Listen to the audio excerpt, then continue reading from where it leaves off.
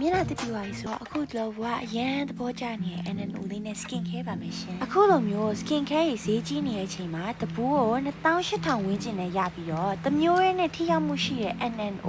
Nourishing Night Oil လေးရှိလို့ဘွားတော့ကတော့အရန်သူ့ရဲ့ packaging လေးကတိတ်ဆောင်ရလွယ်ကူတယ်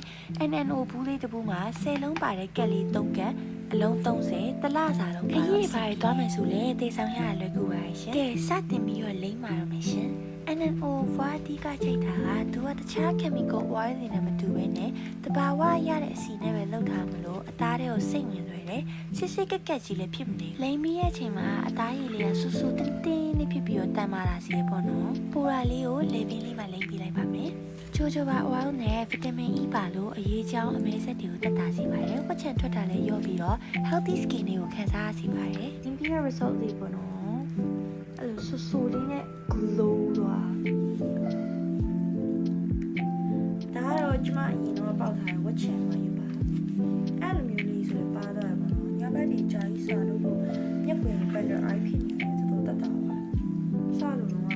ဒီရဲကြတယ်ကိုတော့ glow classic ဖြစ်တော့ပါကဲ NNO night oil လေးရဲ့လိမ့်ပြီးဆိုတော့အိပ်ပါလို့မရှင်အားလုံးပဲ good night ပါ